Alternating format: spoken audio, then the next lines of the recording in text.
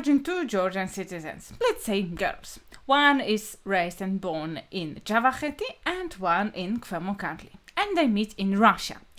And both of them have to talk in Russian because neither of them knows Georgian equally to have a conversation. So this is what we'll talk about. We'll talk about situation in Georgia of linguistic minorities in today's episode of the Caucasus podcast. Welcome to the Caucasus podcast, where we talk about literature, culture, history and more. The Caucasus podcast is brought to you by Linguistic Caucasus, Languages of the Caucasus. Let's get started with today's episode. So maybe start with a question: what are really linguistic minorities and what does it mean in context of Georgia? So maybe this is an unusual phrase for you, not something you use very often, linguistic minority, and in Georgia maybe especially. So this refers to a group whose first language is not the language commonly spoken in this country. So as it is in Georgia, we have Georgian. So this means that, for example, in such a family, a different language is used at home and immediate surrounding, and maybe different language then it is used in other situations, like official situations. So such minorities in case of Georgia include Armenians and Azerbaijanis living in Georgia who use respectively Azerbaijani and Armenian and Azerbaijani languages at home in their immediate surroundings, like with their friends, etc. And these are not immigrants. This is very important also to remember. These are not immigrants who came to Georgia like few years ago, but Georgian citizens whose lives and families have been living in Georgia for already decades, if not centuries. So more you will know about these relations from episode 3. There is an interview I had with two researchers, and the link for that you will find in the descriptions. They were researching about the relations between Armenians and Azerbaijanis living in Georgia in the context of the Karabakh conflict and Karabakh war. So for that you will find the link in the description of today's episode. And today we focus on the linguistic aspects of these minorities. So Georgian, Armenian and Azerbaijani, maybe you don't know that, they are not really similar languages, and they are I would say even almost completely different languages because they are from completely different language families. Of course, there are some words that are similar, however, in general, there are not that many. So, for example, in Georgian speaking in Georgian will not easily communicate with Armenian who knows Armenian in that situation, because it is different than, for example, in Western Europe, when a French person or Italian may more or less easily communicate with a Spanish person, because there are some lots of situations and grammar that is a little bit similar. In case of those three languages, we not only have different language and groups, we also have different alphabets as well. So how did it really happen that, having lived in Georgia since birth, not everyone knows Georgian? Yeah. So maybe this is another question as well. Do you need to know Georgian to be Georgian? Yes, Georgian person, or to be perceived as Georgian. So this is a little bit what Soviet ethno-linguistics policy left us with right now, and this is, I would say, one of the major causes of the current situations. Very often, older generations of Armenians and Azerbaijanis living in Georgia, they also know Russian. Not only Armenian or Azerbaijani, but also Russian as well. And this is worth adding here that in the times of USSR, so not that far away really, there were schools either with Georgian or Russian as a leading language. So that was the language in which you were taught math, physics, biology, etc. So and the latter, the Russian one, the Russian language was often perceived as more prestigious, as the one that was giving you simply a chance for a better career and to pursue your career outside the Caucasus, which in many situations simply meant Moscow. Exactly. So that was also one of the ideas to go to these schools, and it happened quite often. So as a result, what we see right now, there was no need in that time to learn Georgian and to know Georgian, to live in this area, in this region, in the Caucasus, because Russian was simply sufficient in that time. So since the end of 1980s, let's say, it a little bit changed. The idea of, let's call it like Georgianness, who is like true Georgian, etc. And what does it mean? It shifted. I'm not saying that whether it's good or bad, it was just a process. It happened like that in many regions, not only, and in many countries, not only in Georgia, but how it impacted really our linguistic minorities. So then Georgian, as knowing Georgian, it was more and more being associated with being Georgian. So even in a research conducted 4 years ago in 2020, 92% of respondents said that to be perceived as Georgian citizen, you should know the Georgian language. And this is a rule in general in many situations, in many countries all over the world. Having in mind as well in this situation that 3 decades ago it was not really the case. So the second maybe also interesting fact here is that membership to Georgian church is perceived also as this vital element of being Georgian. So 50% of respondents in that survey said you have to be part of the church. And this is a little bit separate topic. We will do maybe also minorities of religion, like religious minorities. Let us know, by the way, in the comments whether you know something about it, or you would like to hear us also doing episode of the Caucasus podcast about in general minorities, religious minorities in Georgia, or maybe broader in the Caucasus as well.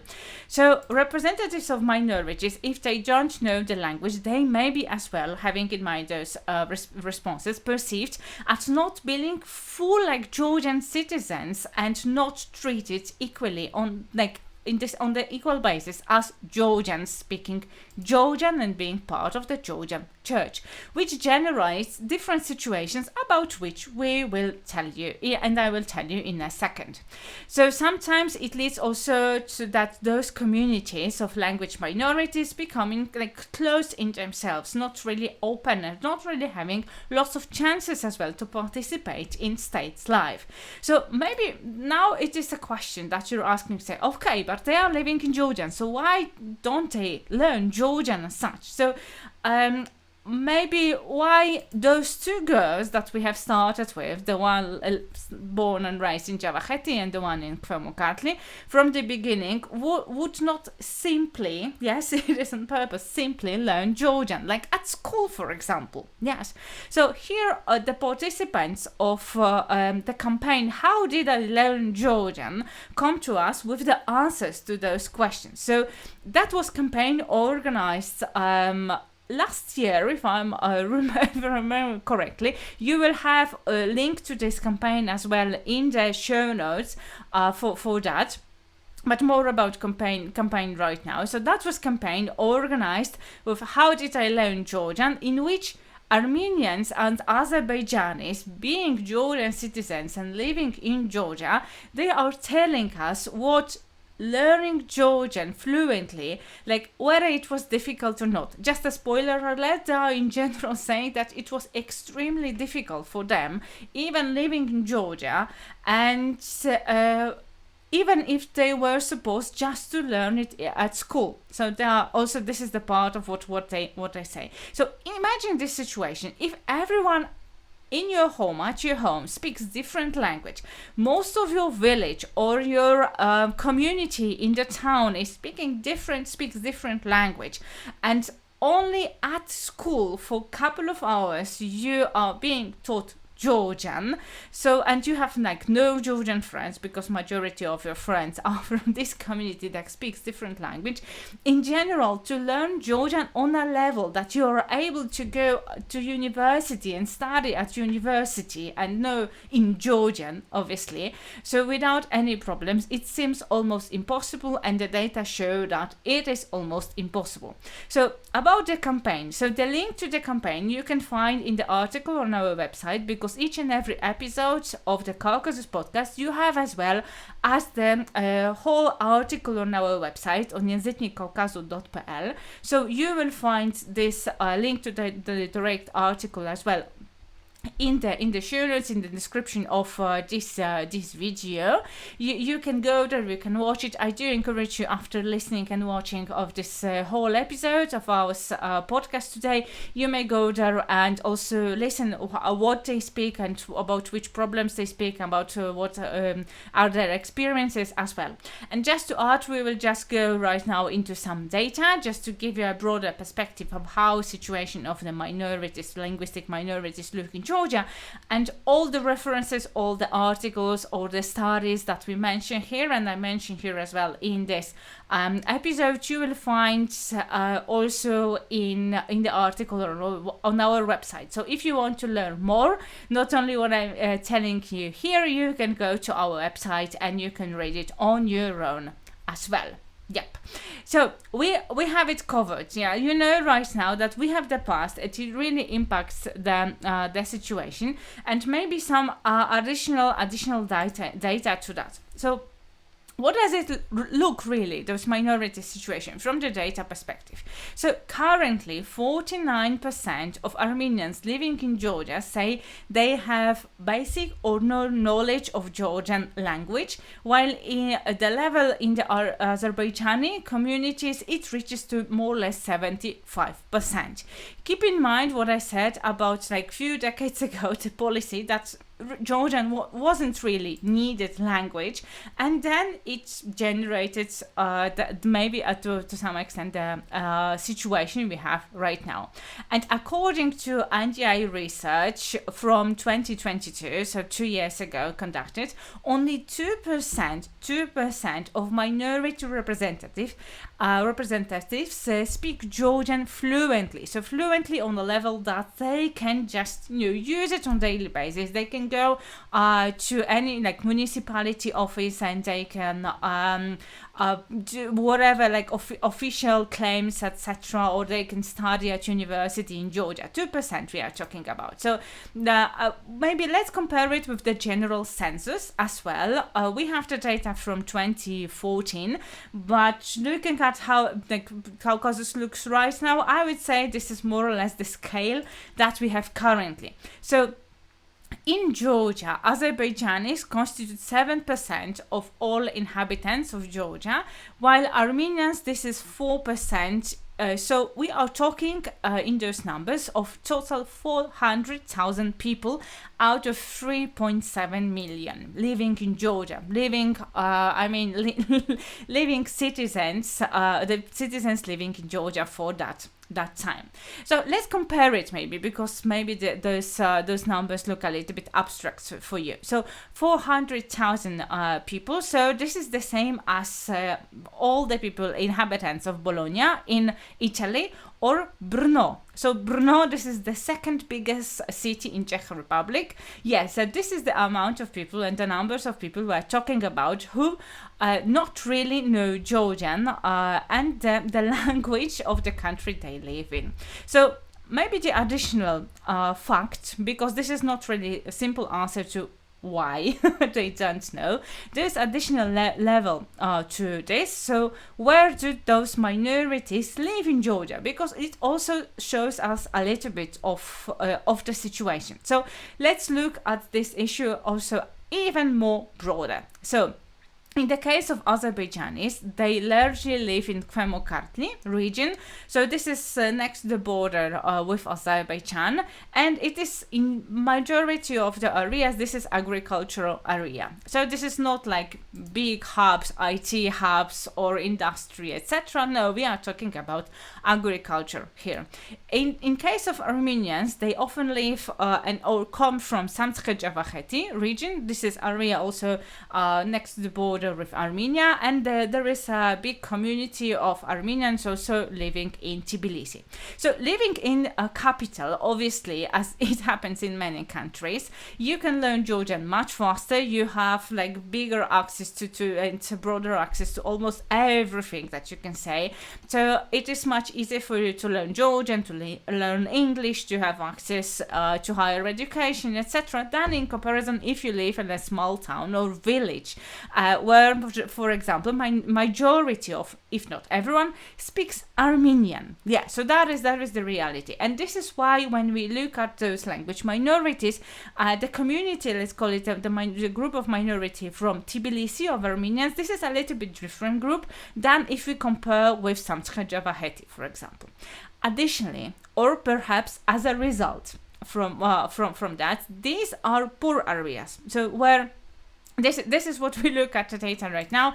Those are poor areas, often underfinanced in comparison with the whole Georgia, and with insufficiently developed infrastructure as well. So everything, impacts the whole situation of these minorities. So these minorities also are more often forced by circumstances, that's also the ones that I just mentioned, either to migrate for work, or to other regions, or simply to other countries where they know the language of, or take out quick loans, which really once again impacts negatively their financial situation. So the lack of communicative knowledge of the language, so of Georgian, also results in limited access to public information and dealing with the matters in offices, for example, like funding their projects or small businesses, everything that you can use to benefit and impact positively the situation of your community. It's much harder if you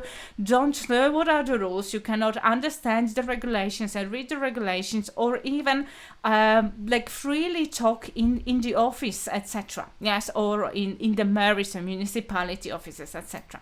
So additionally, it also limits their access and possibilities of access to information, for example, on television or radio. So as a result, Armenians and Azerbaijanis are really more likely to watch, for example, Russian television, with all the information added in between the news, let's call it propaganda as well, that it is, or the way that Russian media shows the way how world works, etc. And everything impacts also the way they perceive the world, because simply this is the type of information they get. So let's go to the data. So we have data from 2020. It hasn't really impacted and changed that much from that time. So 54, to be more precise, 54% of Armenians and 13% of Azerbaijanis use Russian news as the main ones, and for comparison, only 3% of Georgians use this media very often, let's say. Azerbaijanis also obtain information from Turkish language sources, because the reason for that is Turkish language is very similar to Azerbaijani. So very often they also know Turkish, or are able to talk in Turkish, or for example, this is also the direction they migrate for work.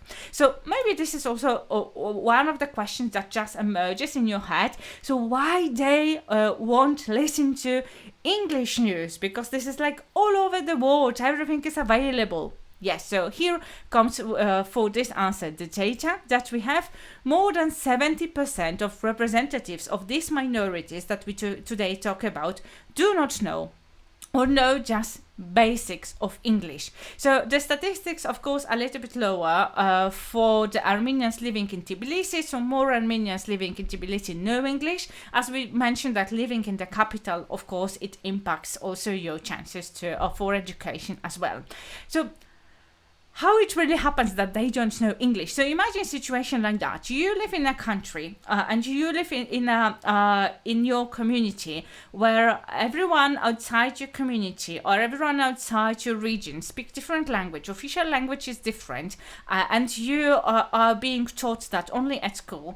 And then the way to to learn English is additional language that you are supposed to learn. You have to have finances for that. You have to have other resources for that, and probably you have to have some kind of language. At school, English is being taught using Georgian, so you have to know Georgian to be taught English. Yeah, so everything impacts each other. So it is really interdependent and together. So those data also translate into having, or rather I would say even not having, really representatives in the local government authorities, which or parliament, of course, as well. And that is people who could speak more broadly or will have like power or decision making possibilities to solve or support solving your problems or the problems of these communities. So for example, in 8 municipalities of the Kvemo Kartli region, there are almost 400 Georgians, over 1,100 Armenians, and more or less like almost 3,000 are Azerbaijanis. And each and every group of those nations, let's say, they have each and every group of those people, each of them has one representative in the local government authorities, like no matter the number, one person for each. At the local central, this is the local level, so at the central level, real representation, I would say, is practically non-existent. And this is the reality that I face. So this is not as simple like, come on, just learn the language, what you are doing. No, it is very systemic problem that came from also from the history of Caucasian region, so from the Caucasus. So what's maybe the additional element if you are talking about language? So one of the ways is just as we said, learn the language. So what are the Georgian teaching programs, maybe for linguistic minorities, whether anything exists, etc. So I hope I have shown you already that this topic is definitely a difficult one, a complex one, and quite serious one. In case of, like, when we think about Georgia, when we think about the whole region, when we think about those communities.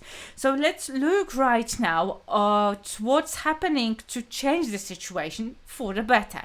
So for several years now, luckily I would say, there have been textbooks for learning Georgian for those people as a second language, because maybe you don't know that if you learn Georgian as a foreigner, those are the different methods than you are learning Georgian as a second language.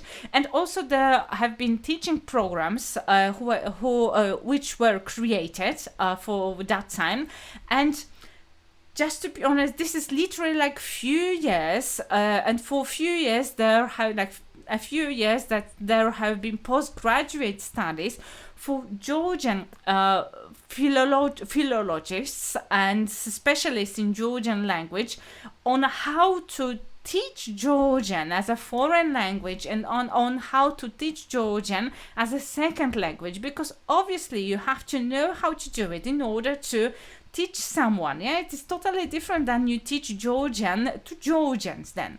So it wasn't the case really before those programs were created. And in 2010, a special 4+1 program was launched as well. So this is studies at university, 4 years, and this +1, so it is like, it should be called 1+4 to be more precise. So this is first year that language minorities, they study Georgian. So just to make sure that their level of Georgian is sufficient enough for them to be able to study like mathematics, biology, marketing, etc. in Georgian. Yeah, simply you have to know the language to be able to study in that language. So those are the 4+1, those are the special programs for the minorities who want to study at universities. So they learn Georgian very intensively for the first year, and then they start studies in Georgian. Of course, there are many analyses saying how this program can be improved and what should be done better, etc. I would say in general it is very good that this program exists, then you can improve it. Yeah, so that this is what I would suggest a way to look at it. And this is really one of the chances for the minorities also to get a better start, or to some extent equalish start when we are talking about the education. There are some additional programs as well, like smaller ones where they can gain some experience, etc., dedicated for the linguistic minorities. And obtaining education and then relatively as a result good and stable source of income, this is real chance to change the situation of the individual families, and then if changes the situation of individual families, as a result result, it changes really the situation step by step of the whole communities. So that is why this is one of the ways to improve the situation, to gain better chances, like to get stable income, to like understand what is going around you in the country because you know the language simply, etc. So insufficient knowledge of Georgian, this is a potential source of many problems for these minorities, and this is what data shows, this is what many analysis of this particular topic shows. So if you, as I mentioned, if you want to go deeper into the topic, go to our website, to Językiem Kaukazu, and the direct link to the article you will find in the description, and then you can go and read more and watch the campaign I mentioned before. So of course, as with some initiatives happens, there are some problems as well. So just not to have everything like very optimistic, I want to give you the whole picture to the extent that it's impossible to do that in more or less 30 minutes. So one of the problems, those are the salaries of teachers who are supposed and who teach Georgian as a second language, and they are quite low even for Georgian standards. Additionally, the schools are usually, as I mentioned, located in rural areas or in small towns. So therefore, as the whole region, and they are neither the schools are modern nor the infrastructure of the school or around the school. This is like uninterrupted heating or an electricity supply. This is something that is not guaranteed. So this is those are one of the problems. One of the problems that are connected with that, and as a result, because why we mention it, as a result, there are not really that many people willing to work there. Yes, and choose this path as a career. I think for obvious reasons we don't have to comment on that. So that is one of the issues that is connected with it. If you want like children to be taught, you have to have teachers who are willing to do that as well. And with that, there is additional problem connected, because we are not only talking about Georgian teachers, like teachers who teach Georgian, but we are also talking about teachers who are prepared to teach you math, to teach you physics, etc. So this is like to teach you those subjects in this either another language, or be prepared to work with minorities whose first language this is not Georgian.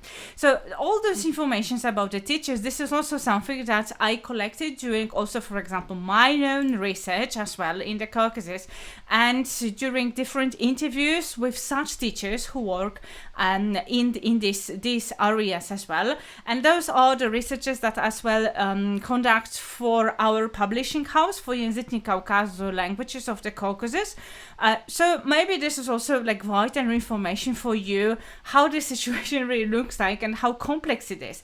And also this topic is very close to me as well, as a person who teaches Georgian, because maybe you know already, and if you listen to our podcast for the first time, I'm also Georgian teacher, and I'm also studying Georgian right now to be sworn translator. I'm also author of the study books to study Georgian and to have access, easy access to Georgian language. So that is why this topic is very, very important for me. In fact, touches me directly. So like one of my goal is for people to have opportunity and resources to study this language. And so when I was thinking about it, one of the ideas that we came up in the Językiem Kaukazu, Languages of the Caucasus, is like whatever we can do to support solving or making better the situation. So we want to allocate 5% of all the sales that we have of our study books and all the courses that we have, lessons that we conduct in Językiem Kaukazu, Languages of the Caucasus, to support linguistic minorities. So 5% we allocate to this resource. So maybe this is a small thing that together with you, indirectly, we can maybe support these minorities as well. So since we help foreigners and we teach foreigners Georgian language, so we thought also we can help Georgian citizens in learning Georgian. Okay, so we talk a little bit today about different aspects of this situation. So maybe right now, let's focus about different element, about the future, let's say. So about Georgia's integration with European Union, which is a big topic right now and was a big topic in the let's say end of last year of 2023. So there is a chance, I would say, that even more and more will happen in this area and in this topic, because eliminating the language barrier, this is one of the parts and elements of 12 conditions suggested imposed on Georgia by the European Union here that we have. And this is the area that is protected to the connected with the protection of the linguistic minorities. Of course, language issues, this is not the only topic that it is there. For example, there is also a broad aspects of the religious minorities that we mentioned in the beginning, as well as any other aspects of the living of the minorities and the barriers that may be constructed there. And let us know, as I mentioned in the comment, whether about the religions in Georgia or broader in the Caucasus you would like to learn more. I'm quite interested whether that is quite curious, whether it's interesting for you as well. So let us know in the comments whether this is something that is interesting and we should do episodes about that. So the case is here as well that there is a possibility that there will be many additional actions happening. This is one thing. And the second, as I mentioned, this is quite a complex topic. And of course, this is not something that it will be solved within a year, within a month, because you need many decades and many parties being involved in that process to work it through, to think of the best solutions for each side, etc. Because keep in mind that it is, I would say, even also a little bit fragile topic, and it is you have to be very concerned about what other people are thinking when you start any programs. Maybe you are part of NGO, etc. You want to change something. Keep in mind that there is from one side we have Georgians and also we have generations of Georgians who, for example, were born or lived through turbulent 80s and 90s, and with the wars in Abkhazia and South Ossetia and all the discourses there, and maybe some part of those groups are a little bit skeptical about this empowering of other nations living in Georgia there, because of the different aspects and different reasons there, which is fully understandable, and it happens in many situations like that. And the other hand, there is they are not very eager to support this non-Georgianness, etc., however we can call it. And while the representatives of minorities, some of them also may be they may even don't know about it. This is the way they think, that they may be a little bit also afraid of being assimilation tendencies, of depriving them of their or individualism, which is equally understandable. It very often as well happens in situations like this. So that is why this is very complex topics, a topic in which probably changes in this area will take decades of work, and different works on the central level, on local level, also on the international level, probably involvement of support of international organizations and NGOs, etc. So this is not something that can be changed overnight. But it is good that first of all something is happening, like the programs that I mentioned, the educational programs, or the programs to teach Georgian or support the language minorities, and to do something with this language barrier that simply exists. Yeah, so this is something that people can start from that point and do something with that. There are many other programs, and this is good that there are some research being conducted step by step, and different campaigns that are slowly but surely emerging. This is a huge topic, but it happens as well in Georgia in comparison what it was 20 years ago. So this is a good aspect, and fingers crossed for this situation to be improved for both sides, all the sides, I would say, because this is quite a vital topic as well for these regions. So our goal for today To be honest, that was not to tell you the solutions, not to like tell you what is good or what is bad, but to show you broader context of Georgia, maybe something that you would not see during your first trip or second trip to Georgia during holidays, or we want just for you to also to have the broader context of Georgia, how complex some topics are, and also what is the situation in general of the linguistic minorities. If you want to go deeper into this topic, go to our website, to our article, and then you will find lots of links and additional studies and analysis that you may dive into and like go further from what we have just started. This is like an initial first step. So you may go to języknikaukazu.pl. And of course, if you want to study Georgian, then also you will find lots of study materials there, and our study books, our self-study books, our self-paced courses with teacher as well. So you may go as well to our website and check the options for you studying Georgian with us as well. Yeah. So that is all for today. If you like this episode, let us know in the comments as well, or show that to us by liking it here. And if you don't follow us on YouTube, or maybe in other podcasting platform, wherever you listen to the Caucasus podcast, make sure you follow us there so you won't miss any other episode of the Caucasus podcast. Yeah, I hope it brings value to you, and we try to talk about the important topics from our perspective as well here. And the last, I'd say, small request, if you have time, if you like this episode, share it with your one friend who is also interested in the Caucasus, or maybe in the topic of the minorities, etc. That it will help us as well to reach bigger audience of people interested in the region, and also for these people to have a broader knowledge about the Caucasus region. Yeah, so that is all from me for today, and see you in the next episode of the Caucasus podcast. Bye bye.